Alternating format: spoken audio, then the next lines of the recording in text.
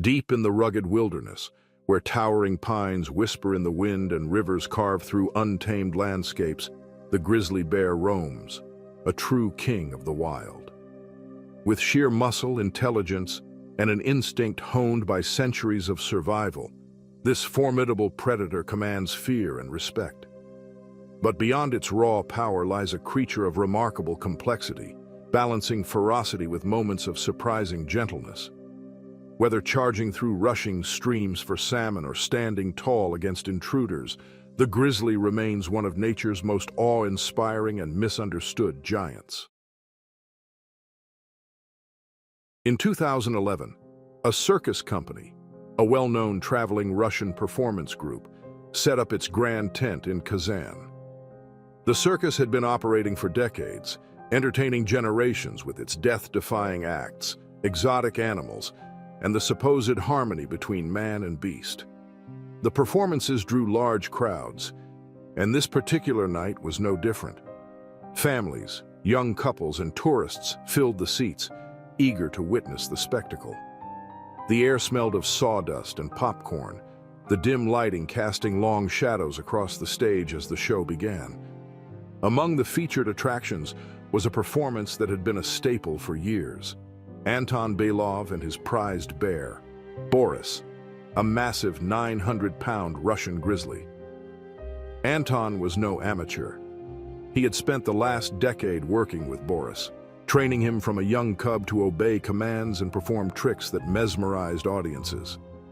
Their act was one of the main highlights of the night, drawing gasps of admiration as the enormous bear balanced on balls-rolled barrels and even appeared to dance on cue.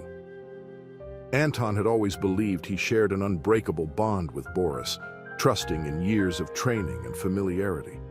But those who worked behind the scenes had noticed something troubling. Boris had not been himself lately. The circus had been facing financial struggles, and the cost-cutting measures had impacted the well-being of its animals. Handlers whispered about reduced meal portions, extended travel periods with little rest, and an overall decline in Boris's condition. Despite these warnings, Anton remained resolute, convinced his bear would never turn on him. The act began like any other. Anton led Boris into the center of the ring, where the bear sat on command before performing a series of tricks. The audience clapped enthusiastically, awed by the seemingly docile nature of the beast.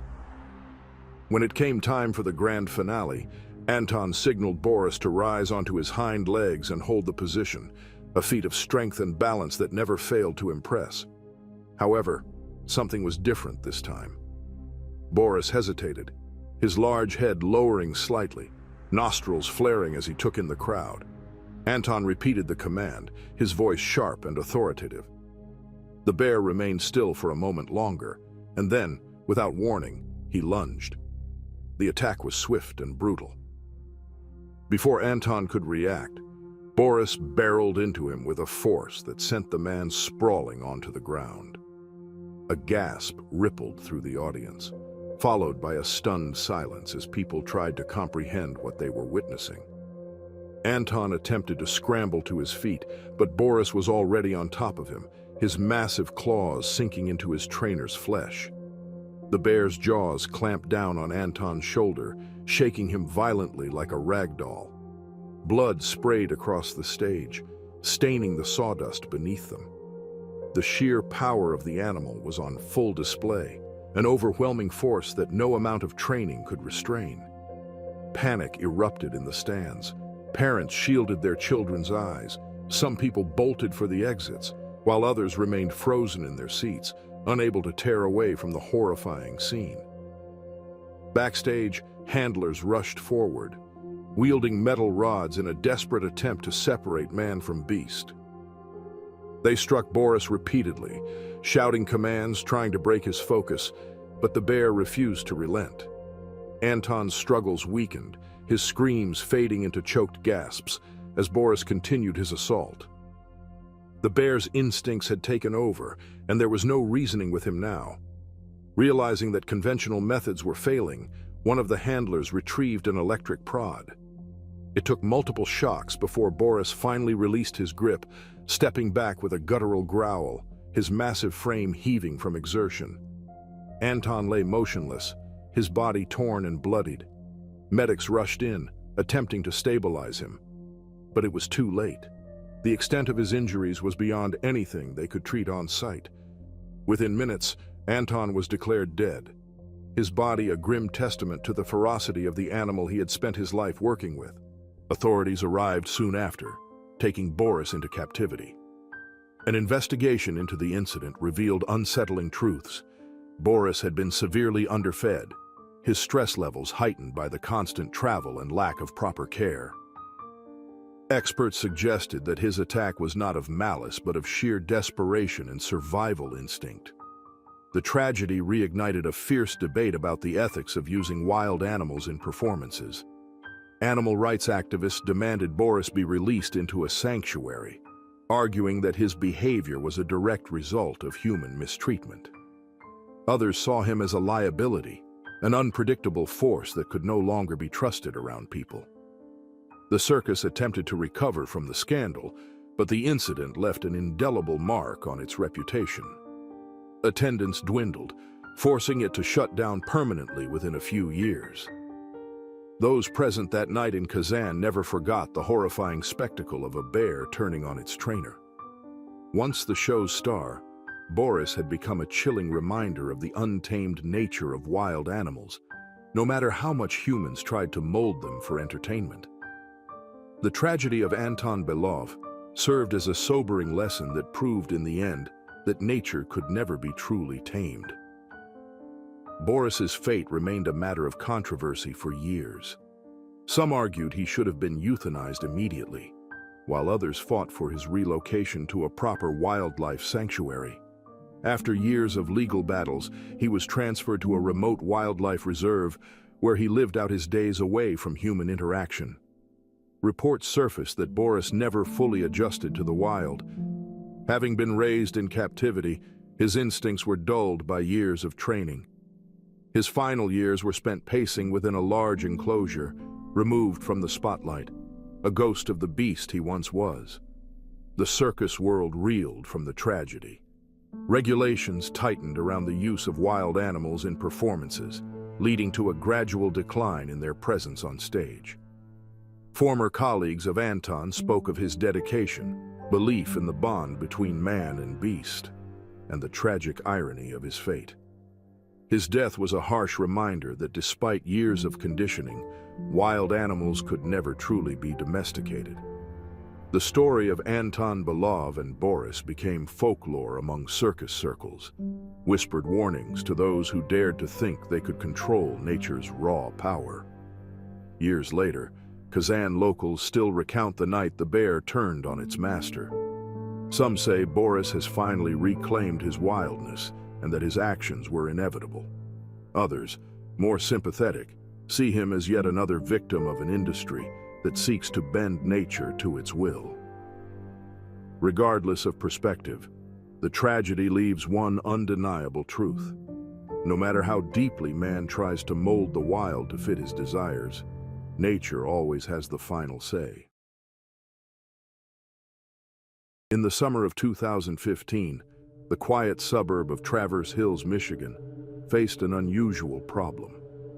Black bear sightings had become increasingly frequent, a consequence of expanding urban sprawl encroaching on natural habitats. Unaccustomed to dealing with large wildlife in their backyards, residents debated whether the sightings were harmless or an impending threat. Wildlife officials reassured the public that black bears typically avoided human confrontation. However, one encounter would shatter that illusion. Tom Davidson, a 52-year-old carpenter, had lived in Traverse Hills his entire life.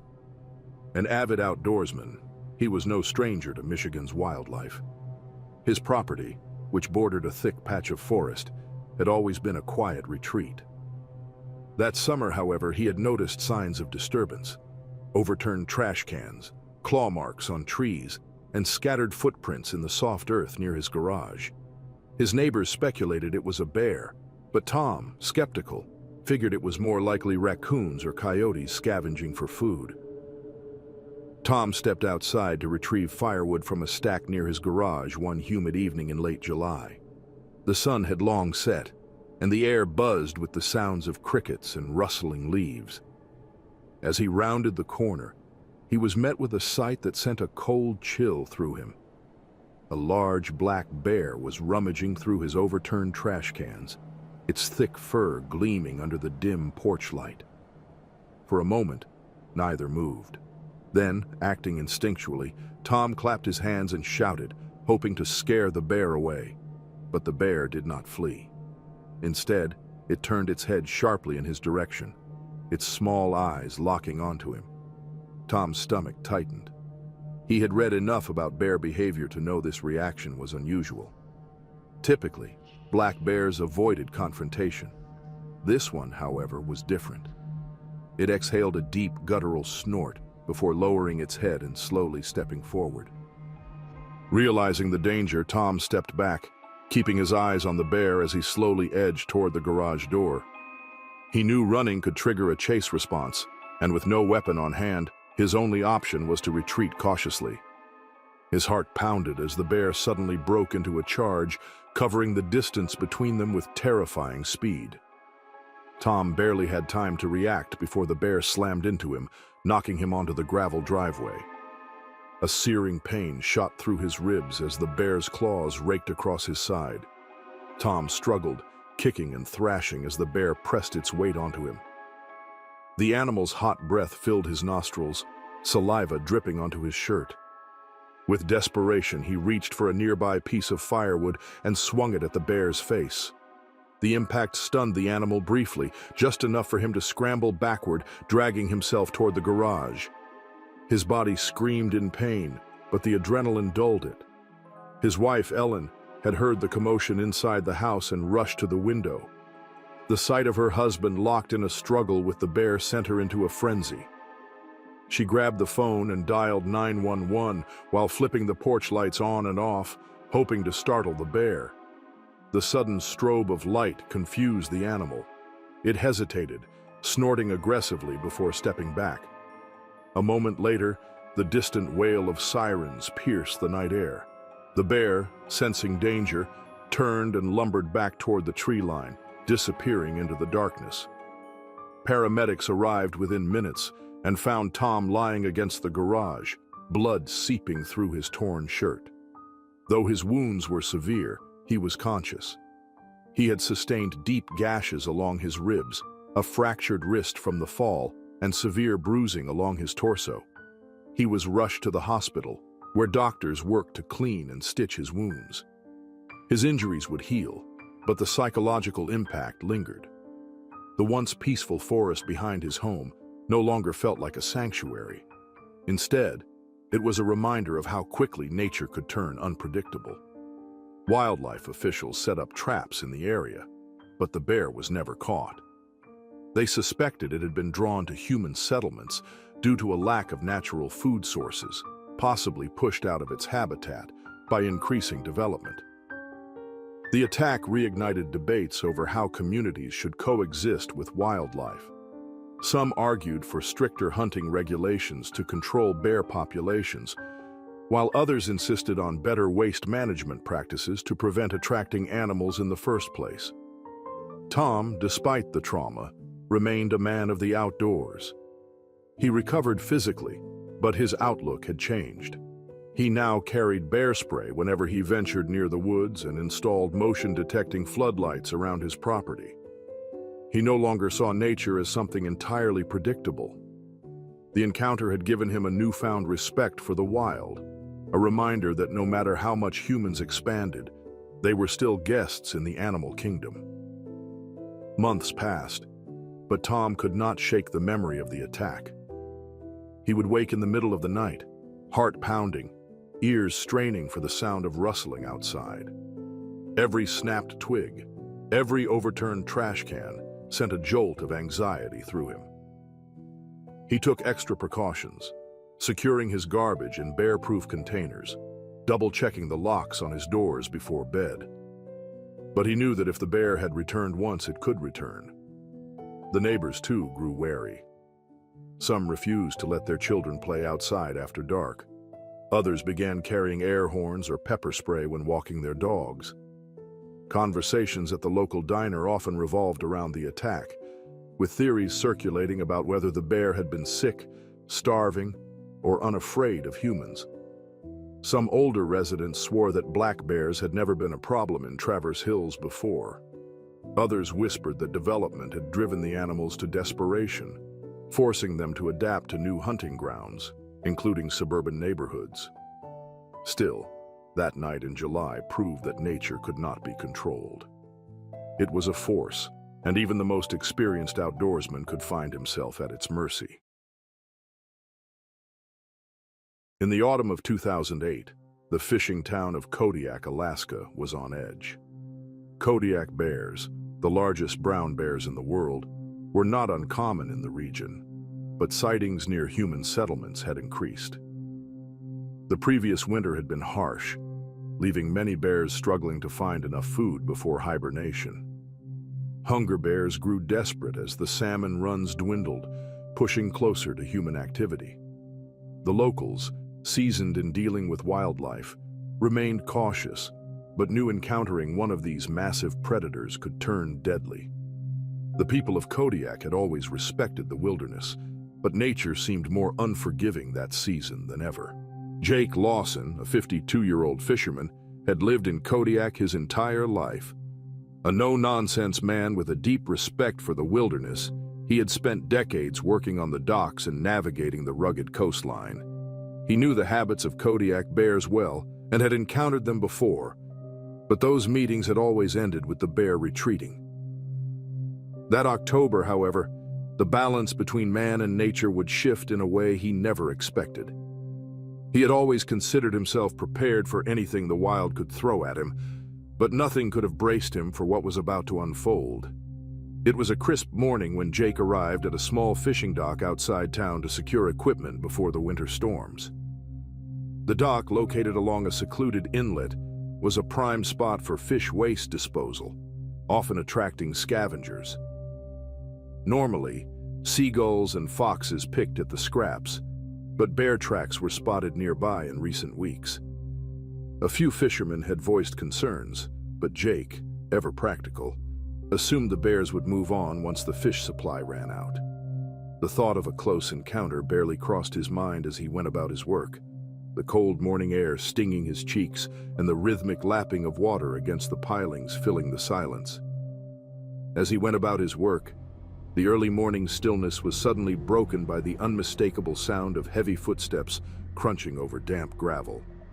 He turned and saw a massive Kodiak bear emerging from the tree line, its golden brown fur matted from the morning mist. It was larger than any bear he had ever seen up close, well over 1,200 pounds, with powerful limbs and eyes that locked onto him with unsettling focus. Jake's pulse quickened. He knew enough about bears to recognize the signs of an agitated animal. This was not a curious bear. It was a hungry one. Something in its stance, the way it held its head low and exhaled in slow, deliberate snorts, told him that this was no idle encounter. Keeping his movements slow, he reached for the canister of bear spray strapped to his belt. But as he unlatched it, the bear released a deep guttural huff and suddenly charged. The sheer speed of the animal was terrifying. Jake barely had time to react before it was upon him, slamming into his side with bone-crushing force. The impact sent him sprawling onto the wooden planks of the dock, his ribs exploding with pain as he struggled to breathe. His mind reeled, trying to process the situation even as the animal's weight bore down on him. The bear's claws raked across his back, tearing through his jacket and into flesh. Jake knew he had seconds to act before it clamped down with its powerful jaws. With a desperate surge of adrenaline, he rolled onto his back and kicked with everything he had, striking the bear's snout. It let out an enraged snarl but hesitated long enough for Jake to reach his bear spray. He fumbled with the nozzle, his hands slick with sweat, and unleashed a burning cloud directly into the animal's face. The bear roared in agony, shaking its massive head and pawing at its eyes. Jake scrambled backward, his body screaming in protest, and dragged himself toward the dock's storage shed. He knew he wouldn't outrun the bear, but if he could get inside and lock the door, he might stand a chance. His vision blurred from pain. He threw himself inside just as the bear regained its bearings and lunged. The impact of the bear slamming into the doorframe rattled the small wooden structure. The walls creaked under the beast's weight as it clawed at the door, snarling in frustration. Jake pressed his back against the far wall, breathing heavily, his mind racing. He needed help. He reached for his radio, hands trembling, and managed to call in an emergency distress signal. For an eternity, the bear continued its assault, pacing outside, huffing, testing the structure's weaknesses. The scent of fish lingered in the air, further aggravating the animal's hunger. Jake clenched his jaw, every muscle in his body taut with anticipation. He knew that if the bear decided to break through, nothing would stand between him and its fury. He gritted his teeth and prepared for the worst, every second dragging on like an eternity. Then, in the distance, an approaching boat echoed across the water. Sensing more humans nearby, the bear let out a growl before retreating into the woods. Its massive form melted back into the tree line, leaving only deep claw marks on the wooden walls as evidence of its rampage. Jake exhaled a breath he hadn't realized he had been holding, his hand still shaking as he reached for his radio again, confirming to responders that the threat had passed. By the time help arrived, Jake was pale, drenched in sweat but alive. His injuries were severe, deep gashes along his back, bruised ribs, and a fractured arm. But he had survived. He was airlifted to a hospital in Anchorage, where he spent weeks recovering. The pain was excruciating, but it was nothing compared to the sheer terror of those moments trapped with a furious Kodiak bear trying to tear through the walls. Wildlife officials later confirmed that the same bear had been spotted scavenging near town multiple times, likely pushed into risky encounters due to dwindling food sources. Some speculated that the prolonged winter had weakened the salmon runs, forcing bears to venture closer to human settlements for sustenance. It was a grim reminder that the line between humans and wilderness was thinner than people liked to believe. The attack served as a stark reminder of nature's raw power. Jake, despite his injuries, never blamed the bear. He understood that survival in the wild was a brutal game he had nearly lost. The scars on his body would remain, but so would his respect for the land and the creatures that called it home. The people of Kodiak spoke of his encounter for years, a chilling tale of how even the most experienced outdoorsman could find himself at the mercy of the wilderness. In the summer of 2019, 4 friends embarked on a backpacking trip deep into the vast and unforgiving wilderness of a national park in the central area of the Alaska Range. The group consisted of 28-year-old Sarah Whitman, an experienced outdoorswoman, her boyfriend, Marcus Reed, an amateur hiker eager to push his limits, Jackson Hall, an expert in survival techniques, and Beth Connors, Sarah's longtime best friend who had always preferred city life, but had agreed to step out of her comfort zone for the sake of adventure. The national park, home to towering peaks, dense forests, and one of North America's largest populations of grizzly bears, was a place of unparalleled beauty and extreme danger. The park rangers had issued their usual warnings: secure food properly, carry bear spray, and never underestimate the unpredictability of the wild. The friends had nodded along, eager to begin their journey, unaware that only 3 would return by the time their trip was over. The first few days were uneventful, filled with breathtaking views and laughter around the campfire.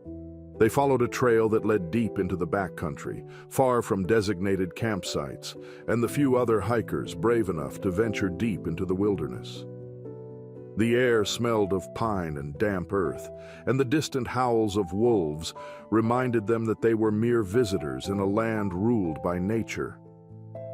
On the 4th night, they set up camp near a glacial river. The sky was painted in hues of orange and violet as the sun dipped below the horizon.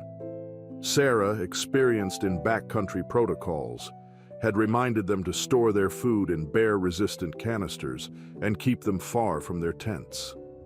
However, when she realized she had left her food bag hanging from a nearby tree instead of properly securing it in a bear-proof container, she decided to retrieve it, believing she could do so quickly and safely. Sometime around 2 a.m., a deep, guttural growl shattered the silence. Sarah's heart was hammering in her chest. The sound was unmistakable. She nudged Marcus awake, just as heavy footsteps crunched outside their tent. Jackson and Beth stirred in their tent nearby, confusion quickly giving way to panic as a massive grizzly bear emerged from the darkness, drawn by the scent of food. The bear was enormous, easily 800 pounds, its fur dark and wet from the evening dew. It sniffed the air, letting out a low huff before taking a powerful step toward the hanging food bag. After realizing her mistake too late, Sarah unhooked the bag and turned to retreat, but the bear was already upon her.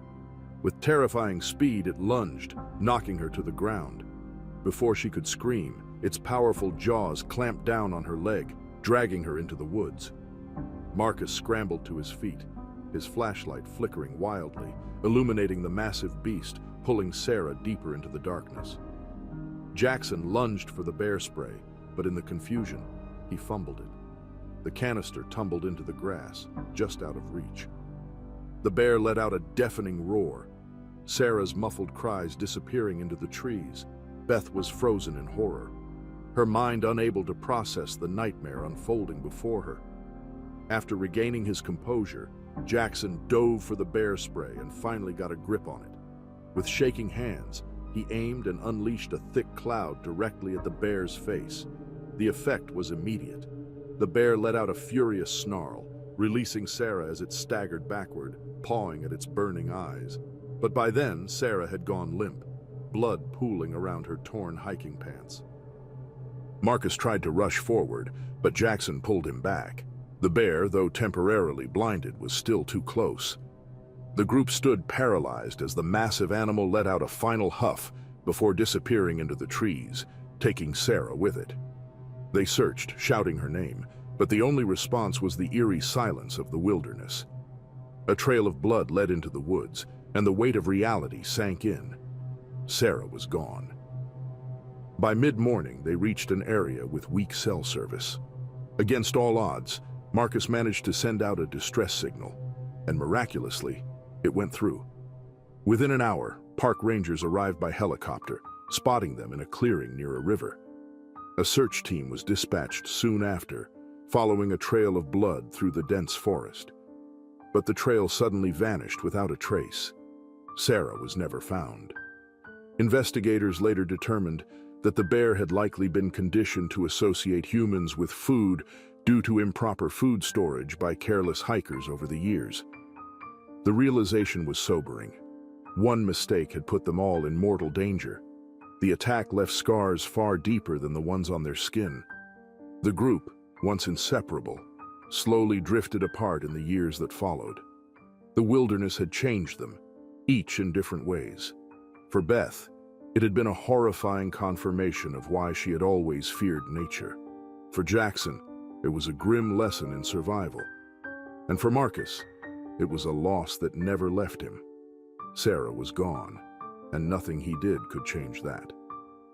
The national park remained unchanged, its mountains towering, rivers flowing, and bears roaming as they always had.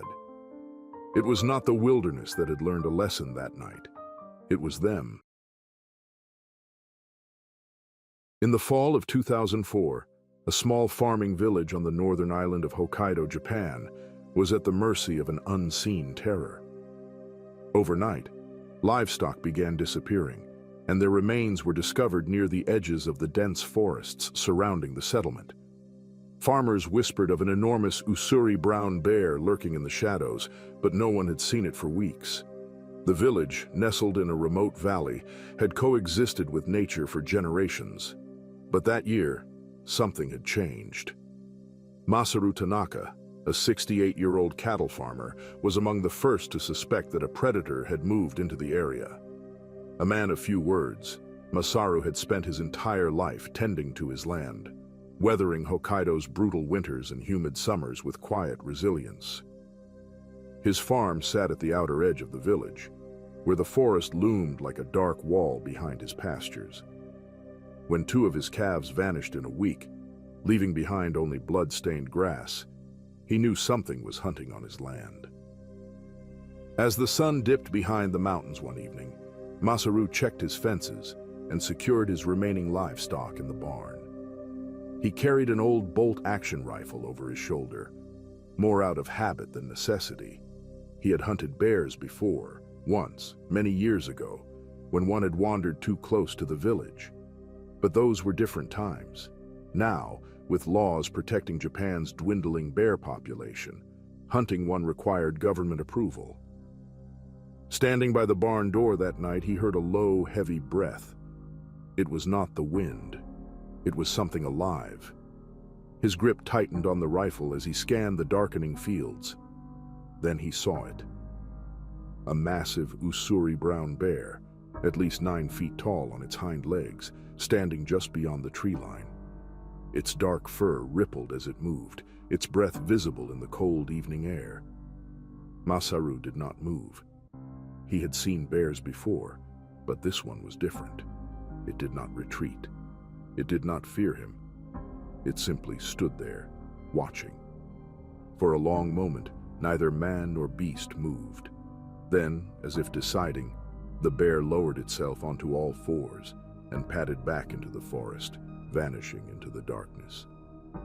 Masaru exhaled slowly, his pulse hammering in his ears.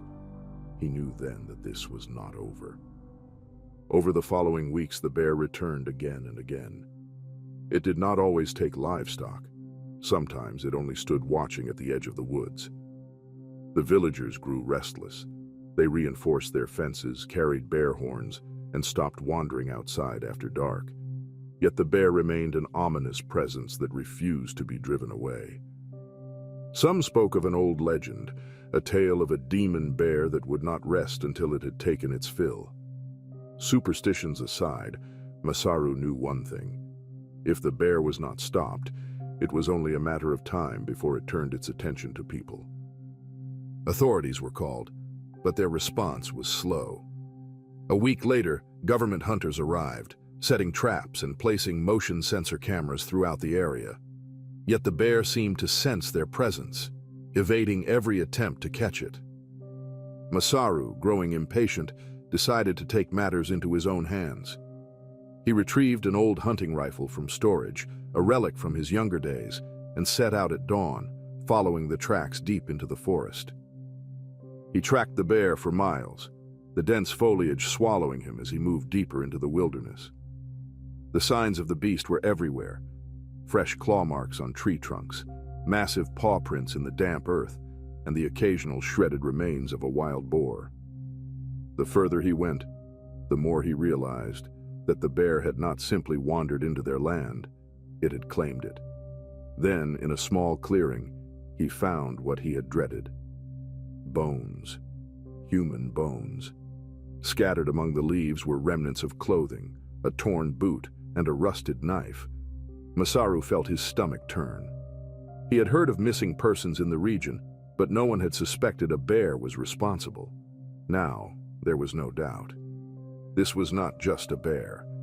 It was a man-eater. A branch snapped behind him. Masaru spun around just as the bear charged from the shadows, its roar shaking the trees. He barely had time to raise his rifle before the beast was upon him. He fired once, the bullet tearing into the bear's shoulder, but it did not stop. The impact barely slowed it. Masaru was knocked off his feet, the wind driven from his lungs as the bear loomed over him, teeth bared. He reached for his hunting knife, slashing wildly as claws raked across his chest. Just when he thought the end had come, a second gunshot rang out, then another. The bear reared back, snarling in pain. Masaru turned to see several hunters emerging from the trees, rifles raised. The government hunting party had arrived, just in time. The bear, bleeding and enraged, tried to lunge again, but another round of gunfire sent it staggering backward. Finally, with one last agonized breath, it collapsed. The village did not celebrate its death. There was no victory in killing an animal that had only followed its instincts. But relief washed over them nonetheless. The remains in the clearing were later identified as belonging to a missing hiker, a grim confirmation of their worst fears. The government hunters examined the bear's stomach and found human remains inside. The beast had claimed more than just livestock. Masaru recovered from his injuries, though the scars on his chest remained as a permanent reminder of his encounter. He never spoke much about that day, only saying that the bear had been different from the others he had known, wiser, more determined, more patient. Years later, the story of the bear that wouldn't leave became a local legend, a cautionary tale told by the fireside. Some said the bear had been cursed, an avenging spirit of the forest. Others, like Masaru, knew the truth. It goes back to when nature was pushed to the edge. In the winter of 2022, the remote Arctic research station of Ny-Ålesund in Svalbard, Norway, stood as a frozen outpost at the world's edge. The settlement, one of the northernmost inhabited places on Earth, was home to a handful of scientists studying the rapidly changing climate. Among them was 29-year-old Lars Olsson, a Swedish researcher specializing in Arctic wildlife.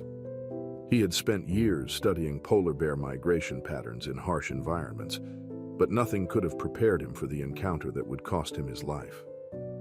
That year, the sea ice had been thinner than ever before. Polar bears, apex predators of the Arctic, relied on the ice to hunt seals, their primary food source. As the ice receded, the bears were forced to wander farther inland, searching for alternative sustenance. Desperate and starving, they became more willing to approach human settlements, a growing problem in Svalbard. Locals had learned to carry rifles when venturing outside, and warning systems were in place to detect bear movement near research stations. But the Arctic was vast, and sometimes warnings came too late. Lars had always respected the dangers of working in polar bear country. He carried flares, a high-powered rifle, and had undergone extensive survival training. He knew that most bears would flee at the sight of a human, but starvation had a way of rewriting instincts. That December, he and his colleague, Maria Eklund, had been stationed near a remote monitoring outpost, collecting data on sea ice levels and tracking the dwindling seal populations. Their camp was small, a reinforced tent near a frozen fjord, miles from the main research station. They had spent weeks in isolation, their days consumed by fieldwork, their nights by radio calls to colleagues back in Ny-Ålesund. On the evening of December 14th, a violent snowstorm swept through the region. The winds howled, rattling the walls of their tent, and visibility dropped to near zero. With temperatures plunging to -30 degrees Celsius, venturing outside was dangerous. Lars and Maria had planned to return to the main station the following morning once the storm had passed. They had no idea something was already lurking in the white void beyond their fragile shelter. Maria was jolted awake by a strange noise in the early morning hours. It was not the wind. It was something heavier. A deep, rumbling exhale, followed by the soft crunch of snow. Her breath caught in her throat. She reached for her flashlight and nudged Lars awake. He groggily sat up, listening. Then, the unmistakable sound of something large brushing against the tent sent a jolt of adrenaline through them. Maria barely had time to react before the tent's canvas caved inward. A massive shape crashed through, knocking Lars backward. The cold air flooded in as the tent tore apart, and through the swirling snow, Maria saw it. A polar bear, massive and skeletal thin, its yellowed fur clinging to its emaciated frame. Its black eyes locked onto them, not with curiosity, but with pure, desperate hunger.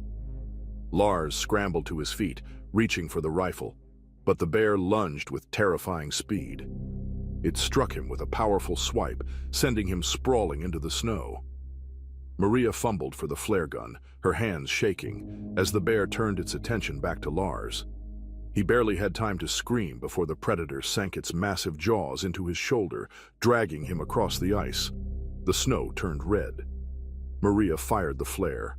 A bright red explosion of light and heat erupted in the darkness, momentarily blinding the bear. It released Lars, snarling, but only backed away a few steps. Maria knew it wasn't enough. The bear was too far gone, too hungry to be deterred by anything short of a bullet. But the rifle was in the snow, yards away, too far to reach without exposing herself. Lars lay motionless, his breath coming in ragged gasps. There was no time. Summoning every ounce of courage, Maria grabbed a second flare and fired again, aiming closer. The bear recoiled, its instincts battling against its starvation. Then, the wail of a distant siren cut through the storm. Alarms from the main station. Someone had seen the flare. The bear hesitated. Then, as if deciding the fight was no longer worth it, it turned and lumbered back into the white abyss, vanishing like a ghost into the Arctic tundra. Maria ran to Lars, her hands pressing against his wounds, but the damage was too severe. The bear's teeth had torn deep, and the cold was already sapping what little strength he had left. When the rescue team arrived an hour later, Lars was gone. His death sent shockwaves through the research community. The attack was one of the rare fatal encounters between humans and polar bears in Svalbard, but experts feared it would not be the last. Climate change had altered the Arctic's delicate balance, and as sea ice continued to disappear, desperate bears would only grow bolder. The tragedy reignited debates about human presence in polar bear territory and the ethical dilemma of expanding research in a region where humans were the intruders. Maria, forever marked by that night, never returned to Svalbard. The Arctic, once her passion, had become a place of nightmares. She spoke little of the attack, but those who knew her said she never stopped hearing the sound of Lars's final breath, carried away by the howling wind. The Arctic remained unchanged, its frozen landscape stretching endlessly, indifferent to the struggles of the creatures that called it home. But for those who had been there that night, the ice no longer felt like a place of discovery. It was a place of ghosts.